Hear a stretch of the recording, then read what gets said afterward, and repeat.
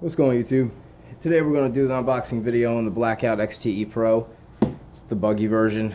I forget what color I have here. I think I got the blue one. But I just want to show everybody, give you a chance to get a good look at the inside of it. The pictures don't really do it justice. And also I can talk about some of the upgrades you can do with the Blackouts, as well as some of the other things I've learned about a Blackout and my personal experience with these vehicles. So let's get started.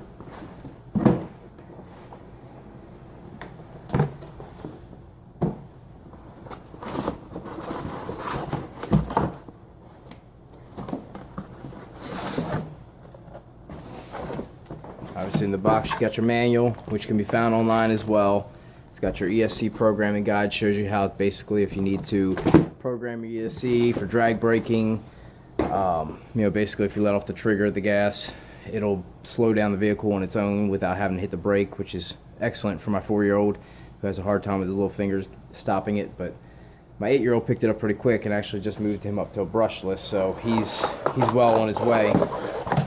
But there's a couple other things you can do on there, and I mean you can read about them. It's pretty cut and dry. All right, well,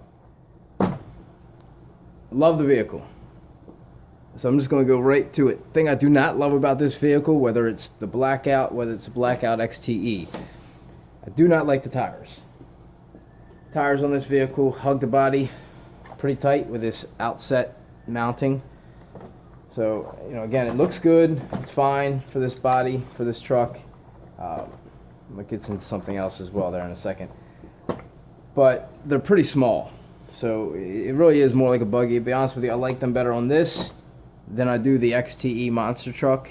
But regardless, it looks awesome. I'm going to throw a couple pictures up here with what I'm about to show you already done, just so you can get a better visual. But so here's the upgraded tires that I like. I sell these as well. Sell them as upgrades if you're buying the vehicle, and I sell them as well, mostly on eBay. I haven't put them on my website yet. I probably will and should. Just got to figure out a way to market them on there other than the upgrade option. So, but you can clearly see there's a size difference. And again, I'm going to throw a picture up there for you so you can see these on the vehicle. But they're just a tougher looking tire, slightly wider, nothing dramatic. But they do add height, a tougher look, and ground clearance to the vehicle, as well as, since it's mounted on the inside of the rim, whereas this is mounted towards the outside, it makes it a little bit wider. It gives it a little bit more of a wider stance, which is about as wide as you can get unless you go really big and bulky with like the Volcano S30 wheels, which are a little bit fatter and wider. But they're probably a little bit too big for the XBE, not as much for this because you have higher flares here that will take room. But as you can see, which led me into my other thing. Again, I'll throw the pictures up there about the tires.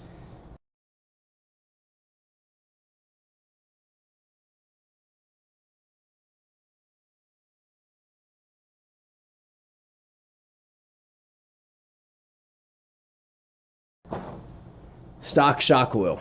Now again, these shocks are adjustable. They make the aluminum shocks. If you want to do the upgrades, they do make the aluminum set completely for this as well now, with the exception of the bumper, which is where I really think they should be making aluminum at. But basically with this, the way it is right now, the shocks oil, I mean, you can see it just kind of stays down. There's no spring back up. So yeah, you can adjust the tension on these, but really that has to do with the shock oil that's in the shocks. But I personally would recommend upgrading the shock oil. I mean, the softer shock oil is fine if you're riding around on dirt and you want to keep it low to the ground. But if you're going to be jumping and things, you want to get this thing off the ground so you're not taking so much impact, slamming all the way down, especially if you jump like I do, where I can land it pretty straight and just it comes straight down on the ground, and all that impact is on the shocks. So if you may want messing up your body, scratching your body up, you also are slamming that shock up if you do that kind of stuff with it on stock. So I do recommend upgrading the shock oil. Preference of that would be really up to you. 50-60 would be my recommendation. You go too stiff, sits up too high, it'll ride too high, but it'll take much more impact. But regardless, that's up to you. 50-60 is what I would recommend though. Another thing about the truck also, you take the body panels off. I gotta throw a picture up there as well of that. But this truck running basically without the body panels on. Looks pretty sick as well.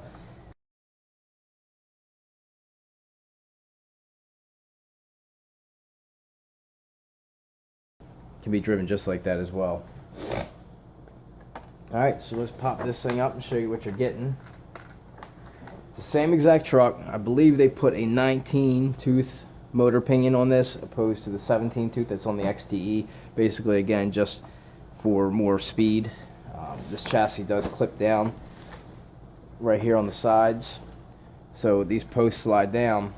So when you're lifting this up, you just want to lift it up a little evenly and it should come right up. Now, what they have here, personally, it's a good design. You know, protects, it gives you a little bit extra protection, keeps the dust, dirt, especially if you take this thing out in the sand. It's going to protect all your stuff. You know, the XTE's got the motor gear spur cover and all that as well, and it's got a box for the ESC. But what this gives you in addition is just keeps your tray clean. It's got the battery option here that, you know, keeps your battery tray clean. Again, to me, I understand why they do it. It's just not efficient if you have to work on your vehicle. It's actually a pain in the butt, because then you have to go removing, you know, all the screws to get this cover off, which again, it's only about 6 or 7 screws, not the end of the world. It's just not quick ease of access as I'm used to with the other one. But I am about to get into ripping one of these down, because I got somebody that wants a chassis and a setup, so I'm doing a breakdown on this one. I figured I'd do an unboxing video as I was going to do it. So I'm also playing around with that for XTE users. I'm pretty sure it's as simple as removing the rear bumper back here, which is, you know, the 2 screws here, the 2 on the bottom, taking that completely off, and you can put this cage assembly on here. So doing that should allow you to basically, you know, run, you know, with the addition of the body mount here on the front, should get you to be able to do this on an XTE. Same exact truck. The only thing you would not get are the pieces that clip down on the side.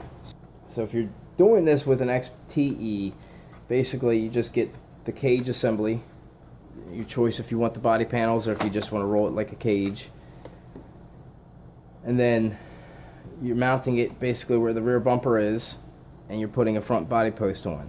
I mean, that's pretty much the gist of it to get the look.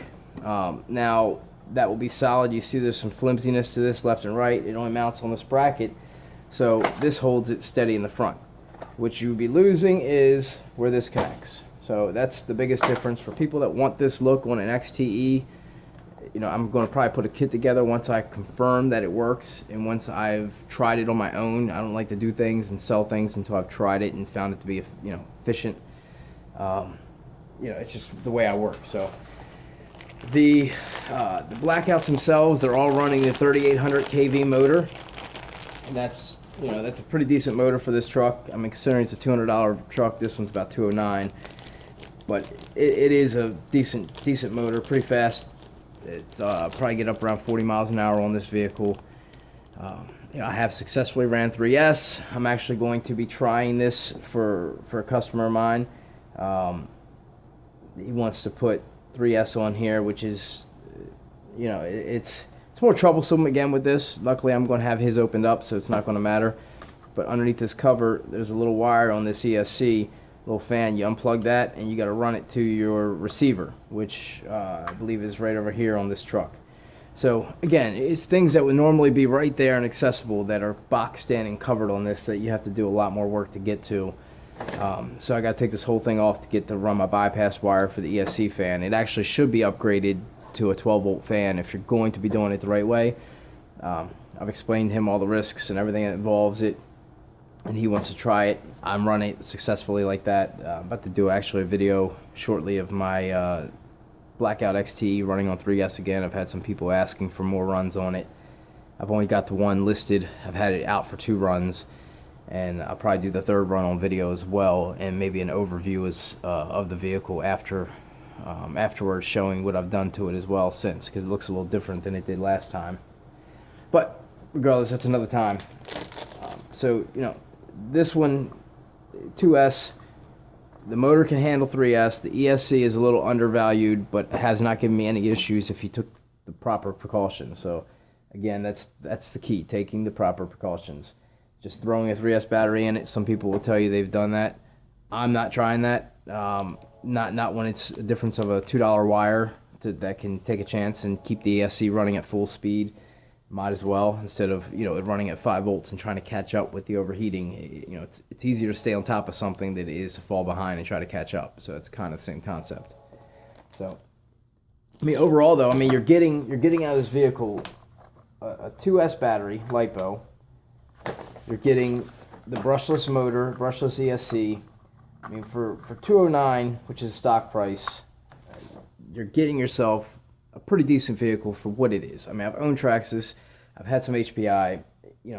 Dollar for dollar, what you're paying for this for is right on par, if not better, than the quality of anything that's out there for the same price range. And I be honest with you, it's faster out the box than anything in that price range as well, because everything you're getting from Traxxas in that price range is brushed. Which their Titan 12 turns usually go around like 25. With proper gearing, you might hit 30.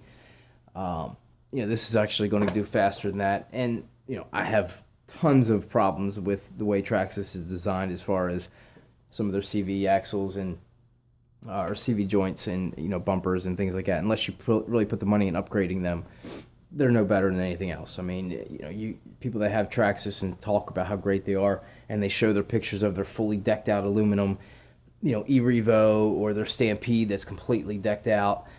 You've sunk hundreds and hundreds of dollars into that thing to get it to the condition it's in right now, to make it where you're talking so highly of it. Out the box value, I mean, the Blackouts are up there. That's why they're selling so well. That's why, they're just great vehicles out the box. Now, they're not flawless, but they are great vehicles out the box. So again, that's the cover. This thing just snaps right on. I do like it. Especially if you're out bashing in the snow. This does protect. It gives you less to clean up and less to dry after a snow run. This also gives you the option of charging this without even taking the battery out of the truck if you wanted to, because it's got the pop up here for this. For the LiPo balance port. So again, it's a 50 amp ESC on this thing, 3800 kV motor running a 7.4 volt battery. You're getting what you're getting out of this. I mean, you got your steering linkage to adjust all your cambers. They make the aluminum upper arms. They make the aluminum lower arms. They make the aluminum shocks. Don't have the upper arms and lower arms and stuff to show you, but they make the aluminum shocks as well, basically, that replace these, which will basically just give you, I mean, just aluminum shocks. I mean, there's nothing fancy about them. If you don't need it for looks more than anything, I would worry about upgrading them maybe, when you have a problem with one of them. Sometimes these, I've had mine strip out, the top came off, and where I had to actually keep popping it back on. That's one of the reasons I switched mine to aluminum as well. Plus, I like to show and be able to show people what the aluminum stuff looks like when they do come in. So, very accessible, very easy to work on as far as this vehicle goes. The differentials are as simple as popping off your little shock tower here, dropping your arms, and then there's your differential housing, which I think it's 4 screws total. Pop your whole top off, and then there's your diff. So very easy to get to. It doesn't have a rear center diff. It does have the spur gear back here. So again, it doesn't need a center diff for this vehicle. The spur is fine. It is a plastic spur and a brass pinion. There's people out there that want to upgrade them. I will eventually be playing around with the Volcano steel spur setup as I did with the Calderas, because they didn't make a steel spur as well. And I got it to work, but you just got to put a little washer in behind the pin to keep it pressed up against the pin so it doesn't slide off.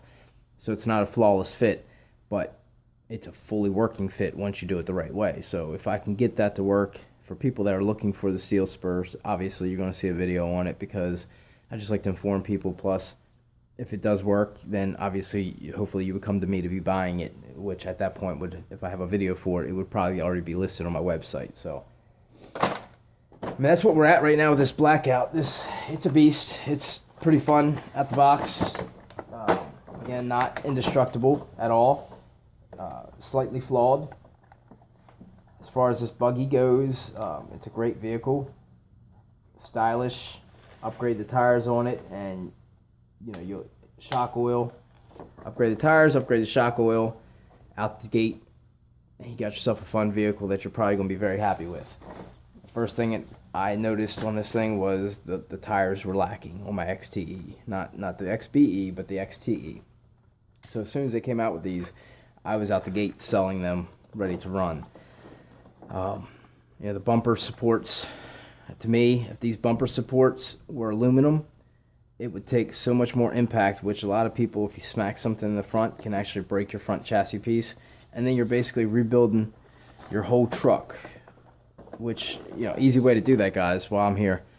Easy way to do that is take off every single screw, flip it over, take off every single screw. And then basically everything's going to fall off. And then you can kind of just pick it up and put it onto the new chassis. It's a lot easier, keeps everything held together up front, and just makes your life a little bit easier. So, I mean, it's a trick that I've learned. Now, it's not flawless. I mean, sometimes you get the pin arms that go through that you have to take the pins or, you know, lift them out a little bit differently. But for the most part, everything will come off when you take all the screws off the bottom, which allows you to basically just kind of plug and play it on the new system. So, I mean, it's a great truck, good value, fast for the speed and money out the box. The controller is comfortable. I've got no issues with the controllers from Redcat. It's a standard, same one that's on all the other, you know, basic models they have. Got your flip up, your dial adjustments for your steering trim, your throttle trim, and then your radius of turning, your bind button option, your reverse flip throttles. I mean, those should be set normal when you come out. Sometimes my kids mess with mine and things will go haywire on me, and I just realize what I did, you know, what they did, and I'll fix it. But it's a pretty good remote. Uses 8 AA batteries. Again, anybody that's had a Redcat has probably seen this remote already. Anything newer. But that's pretty much the gist of it, man. It's a fun vehicle, great price out the box. I will be doing a Blackout XTE comparison video to the Calderas. That will basically, you know, for people interested in a Blackout, not that I want to deter people from a Blackout, but I really want people to see the difference of what a Caldera is and how much wider it is stock and things that I like about that vehicle compared to the Blackout. Which, again, I'm not going to bash the Blackout, but I am going to basically be promoting the Caldera, which in turn will talk down to the Blackout as far as it's kind of like it's kind of like baseball negotiations. You know, I mean, you love your player, but when it comes time to pay them, you want to point out all the flaws. So that's kind of what I'm going to do with the Blackout when I have the Caldera in front of it. So stay tuned for that one. If you guys have any questions, feel free to leave me a comment, and I will get back. I always respond. I mean, it may not be the same day, but I'm pretty quick. You know, I stay on top of all my social media. So if you guys have any questions or feedback or anything from the vehicle, let me know. And again, I'll make sure, if I didn't already have them up there while you're watching this video, I'll make sure I throw some of the pictures of what the tires look like on them, as well as what some of the aluminum upgrades maybe looks like on it. And maybe not on this one, but on maybe my XTE, because I'm not going to take the time to put all the aluminum on these. So again, hit me up if you guys have any questions, man. I hope you enjoyed the video. I hope it was informative enough. If I didn't cover something, feel free to ask. I mean, it's pretty cut and dry. Not much to cover on these things, other than, again, obviously, the universality of this, which it may or may not be a word, but the compatibility of the parts per corner, which is the same for the other Blackouts. You know, your steering knuckle here is the same as the one in the rear. It's right-left for the hub, but all the blocks, all the drive shafts, all your arms, all those are interchangeable no matter what side. Steering hubs are the only ones that are right and left. And again, don't ask me why that is, because they look identical. It's just when you look them up on the website, they have a right and they have a left. So I don't understand why there's right and left when they put that piece on both sides, because to me, if it was a right, it would only be on that side. If it was left, it would only be on this side. But it's not. I might one day just play around with that and try to switch one and see if it is something wrong with it. The only reason I could think it would be different would be maybe the top where it mounts is a little bit fatter on this end, a little thinner on this end. So maybe that's the only. I don't think you can even see that. Sorry, it's a little fatter on top of the knuckle. Let's see, good lighting right here. So it's the top of the C-hub. So it's fatter on this side, small on that side. That's the only reason I could possibly think that it would be different. And that just has to do with the way the upper arm mounts. To me, I could untwist that upper arm one rotation. If I needed to switch sides, I could probably switch that arm, just rotate it half 180 degrees, and then the way it mounts would be backwards and different. And I don't see why that wouldn't work. Again, I would have to play with that before I told you to go out and do that. But if you're in a pinch and you got the parts, might as well try it. So, again, man, I'm out. I just want to cover that with you. If you guys have any other questions, let me know, man. Take care.